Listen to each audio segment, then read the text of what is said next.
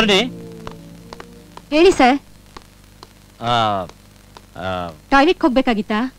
ಟಾಯ್ಲೆಟ್ಗ ಹೋಗೋದಾದ್ರೆ ಹೋಗ್ ಬನ್ನಿ, I don't mind, non class ನೋಡ್ಕೋತೀನಿ. ಅದಲ್ಲ ನಿಮ್ಮ ಅಣ್ಣ ಹತ್ರ ಟ್ಯಾಕ್ಸಿ ಇದೆಯಲ್ಲ?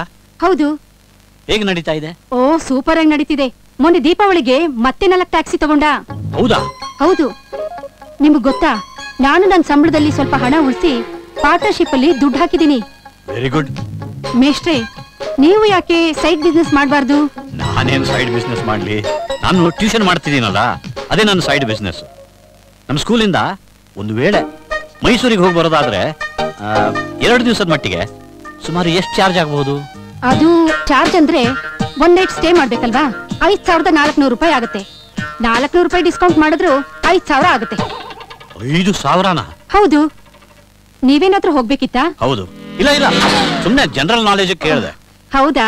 ನೀವೇನಾದ್ರೂ ಹೋಗ್ಬೇಕಾದ್ರೆ ದಯವಿಟ್ಟು ಹೇಳಿ, ಡಿಸ್ಕೌಂಟ್ ಕೊಡ್ತೀನಿ. ಖಂಡಿತವಾಗಿ. Thank you. ಸರಿ ಬರ್ತೀನಿ.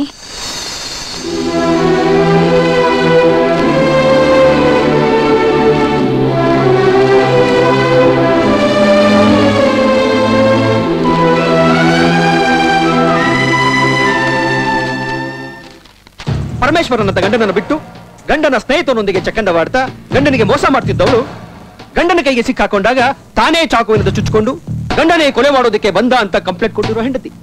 ಗಂಡ ಹೆಂಡತಿರ ಸಂಬಂಧ ಜನ್ಮ ಜನ್ಮಾಂತರದು ಅಂತ ನಂಬಿ ನಡೀತಿರೋ ನಮ್ಮ ಸಂಸ್ಕೃತಿಯಲ್ಲಿ ಎಂತೆಂತಹ ಮನಸ್ಸಿನ ಹೆಂಗಸರು ಇರ್ತಾರೆ ಎಂಬುದಕ್ಕೆ ಉದಾಹರಣೆ ಈ ಜಯಲಕ್ಷ್ಮಿ. ಕೈ ಹಿಡಿದವಳಿಗೆ ಮೋಸ ಮಾಡಬಾರದು ಎಂಬ ಉದ್ದೇಶದಿಂದ ಆಕೆಯ ಬಗ್ಗೆ ಅಪಾರವಾದ ಗಂಡನಿಗೆ ಸಿಕ್ಕಿದ್ದು. ಚಾನೆಲ್ ನೋಡ್ತಾ ಇರ್ತೀಯ? ಈ ಹೆಂಗಸಿಗೆ ಗಂಡನ ಸ್ನೇಹಿತರ ಮೇಲೆ ಯಾಕೆ ಮನಸ್ಸಾಯಿತು ಎಂಬುದು ಇದೆ. ಈ ಬಗ್ಗೆ ಈಕೆಯನ್ನ ನಮ್ಮ ಪೊಲೀಸ್ ಫೈಲ್ ತಂಡ ಪ್ರಶ್ನಿಸಿದಾಗ ನ್ಯಾಷನಲ್ ಜಿಯೋಗ್ರಫಿಕ್ ಅಂತ ಚಾನೆಲ್ ನೋಡೋದು ಬಿಟ್ಟು ಯಾವಾಗ ನೋಡಿದ್ರು ಇದೊಂದೇ ಚಾನೆಲ್ ನೋಡ್ತಾ ಇರ್ತೀಯಲ್ಲಪ್ಪ. ಕೇಸನ್ನು ದಾಖಲಿಸಿಕೊಂಡಿರುವ ಉಪ್ಪಾರಪೇಟೆ ಪೊಲೀಸ್ ವಿಚಾರಣೆಯನ್ನ ನಾನು ನೋಡ್ತಾ ಇದ್ದೀನಿ, ನನಗೂ ಅರ್ಥ ಆಗುತ್ತೆ. ಈ ಬಗ್ಗೆ ನಿಮಗೆ ಇನ್ನಷ್ಟು ಮಾಹಿತಿ ಕೊಡ್ತೀನಿ. ಪ್ರೋಗ್ರಾಮ್ ಪೊಲೀಸ್ ಫೈಲ್ ಸಿಗೋಣ. ಟೀ ಬಂದಿಲ್ಲ. ಈಕೆಗಳು ಇನ್ನಷ್ಟು ಸುರಕ್ಷಿತ ಆಗಿರ್ತಾಳೆ. ಹೊಸ ಲೈಫ್ ಬಾಯ್ ನಲ್ಲಿದೆ ಆಕ್ಟಿವ್ 5. ಇದು ಸಾಧಾರಣ ಸಾಬೂನುಗಳ ಹೋಲಿಕೆಯಲ್ಲಿ. ಏನ್ರಿ ರಾತ್ರಿ ಎಲ್ಲ ಮಲ್ಗೋದೇ ಇಲ್ವಾ? ನಿದ್ದೆ ಎಲ್ಲಿ ಬರುತ್ತೆ? ಮೈಸೂರಿಗೆ ಹೋಗಿ ಬರೋದಕ್ಕೆ 5000ಕ್ಕಿಂತ ಕಮ್ಮಿ ಯಾರು ರೆಡಿ ಇಲ್ಲ. ಇದೆಲ್ಲ ಅವಳಿಗೆಲ್ಲ ಅರ್ಥ ಆಗತ್ತೆ. ಅಲ್ಲ ರೀ, ನೀವು ಅವಳ ಮನೆಯವ್ರ ತರನೇ ಮಾತಾಡ್ತಾ ಇದೀರಲ್ಲ. ನನಗಂತೂ ಅವಳ ಪರಿಸ್ಥಿತಿ ನೋಡಕ್ ಆಗ್ತಿಲ್ಲಪ್ಪ. ಆಗೋದಿಲ್ಲ ಅಂದ್ರೆ ಅಲ್ಲೇ ಆಗೋದಿಲ್ಲ ಅಂತ ಹೇಳ್ಬೇಕು. ಸಾಧ್ಯ? ಮಾತು ಕೊಟ್ಟಿದ್ದೀನಲ್ಲ, ಏನಾದ್ರೂ ಮಾಡ್ಲೇಬೇಕು.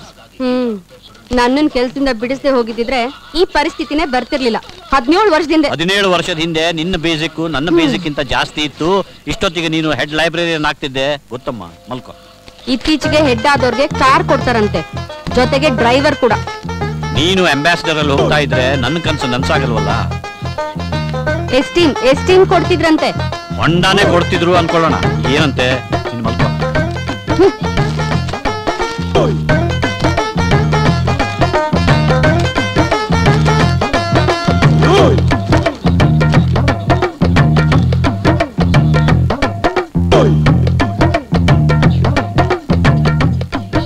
ರಾಜ್ಯದಲ್ಲಿ ಹೆಚ್ಚಾದ ಗೋಹಗರಣ, ಅಕ್ರಮ ಗಣಿಗಾರಿಕೆ, ಸಾವಿರಾರು ಕೋಟಿಗಳ. ಸ್ವಲ್ಪ ಓದ್ ನೋಡು. ಕೋಪ ಬಿಡೆ, ಇದು ಸ್ವಲ್ಪ ಓದೆ. ಅಯ್ಯೋ, ಇದೇನ್ರಿ ಇಷ್ಟ ಕೆಟ್ಟದಾಗಿದೆ ಹ್ಯಾಂಡ್ ರೈಟಿಂಗ್. ಓದಮ್ಮ. ಡಿಯರ್ ರೆಸ್ಪೆಕ್ಟೆಡ್ ಸರ್, ನಾನು ಓದಿಲ್ಲ. ನೀವು ನನ್ನನ್ನು ಪಾಸು ಮಾಡಿ. ನೀವು ಎಷ್ಟು ಮಾರ್ಕ್ಸ್ ಕೊಡ್ತೀರೋ ಅಷ್ಟು ಹಣ ಸಿಕ್ಕುತ್ತೆ. For example, 20 ಮಾರ್ಕ್ಸಿಗೆ 20,000. 1 ಮಾರ್ಕ್ಸಿಗೆ 1,000. Please call 988 cell number ಕೊಟ್ಟಿದ್ದಾನೆ ರೀ.